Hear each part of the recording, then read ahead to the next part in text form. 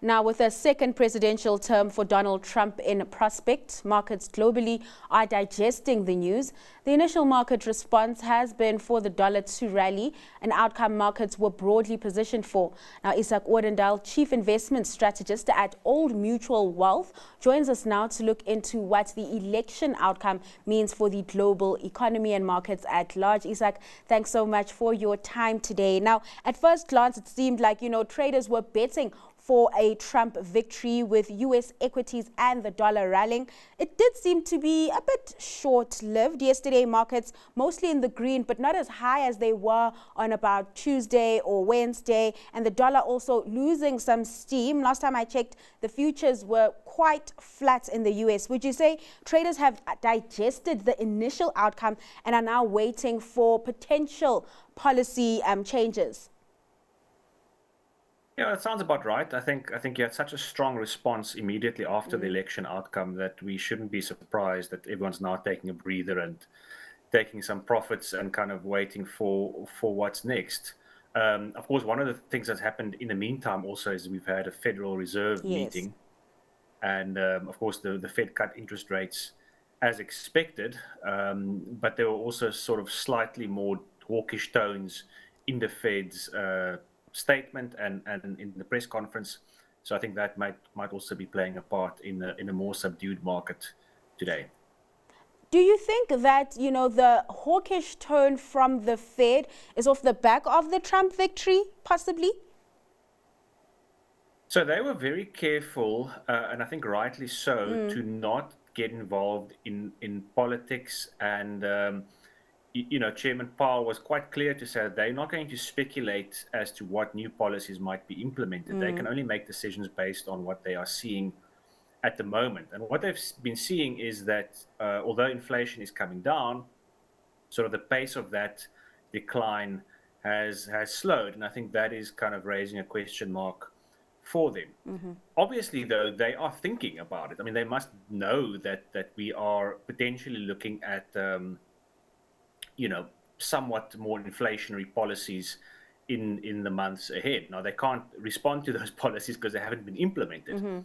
But I think it will change sort of their views of how to move in the next couple of months. And basically what I think will happen is that we will see one or two more interest rate cuts, but then we'll probably see the Fed pausing for a bit to just assess the lay of the land and see how things are evolving. Izak, no, to be fair, everything just seems a little speculative at the moment. When I was watching the press briefing after the Fed's interest rate cut, there were quite a few journalists asking Chair Powell about the prospect of Trump meddling in the Fed's business. How much of a curveball could that throw in markets? Look, that would be a big shift, right? Because the whole global policy architecture of the last, call it 30 odd years, has been that central banks in the main countries are independent. And if the president of the US intervenes in the functioning of the most important central bank of them all, I think that's a game changer. However, Jerome Powell rather has his term runs until May 2026, so he's not going anywhere, and he said quite emphatically that he's not planning on resigning before then, and the president has no legal way of forcing him out.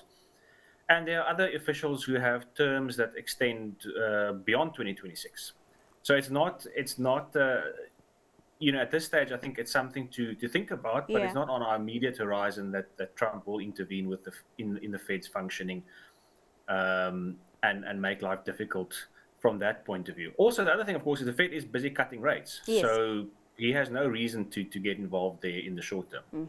Now let's look at, how to rather position ourselves in this kind of environment where there are expectations of further tariffs to China. He's warned of, 60% tariffs once he's in power. How do we then position ourselves in this kind of environment?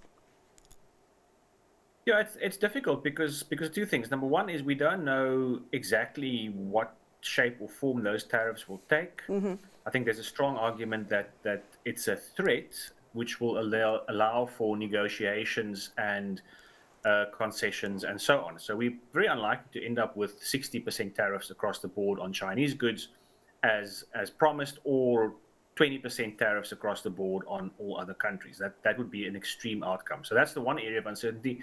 And of course, the other thing is the market's already kind of digested a lot of this. So if you look at the performance of companies that are US companies that are very reliant on importing goods, they've already been punished. Whereas those companies who are more domestically centered have already rallied. So the markets are already pricing in some of this. And therefore, to now take a portfolio bet on tariffs or the winners or losers after the fact, I think is difficult. I think let's wait for more information and see how this evolves.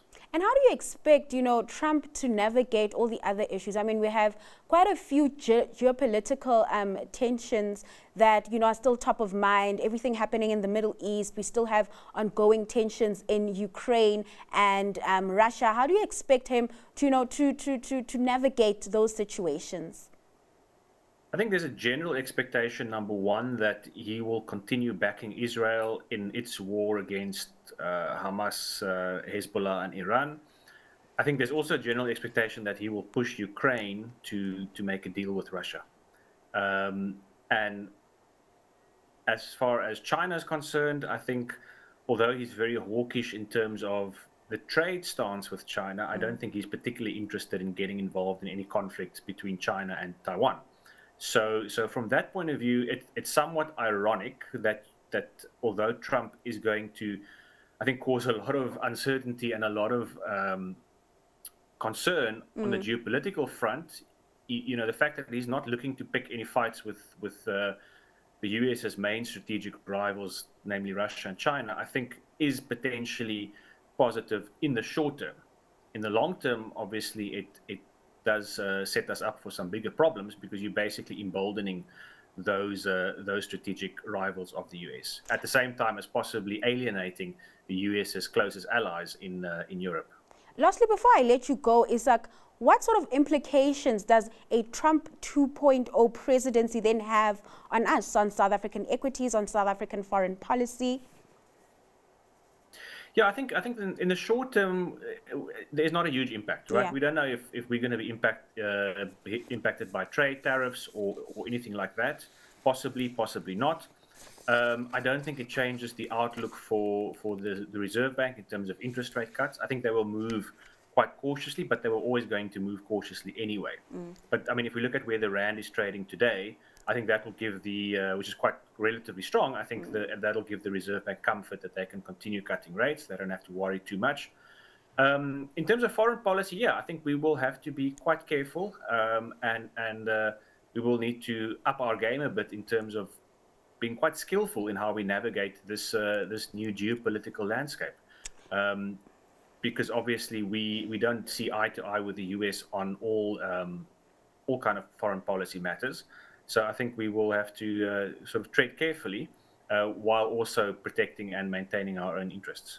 All eyes are glued onto the US, Izak, as we watch and see how things unfold. Thanks so much for your time and those insights. That was Izak Odendaal, Chief Investment Strategist at Old Mutual Wealth.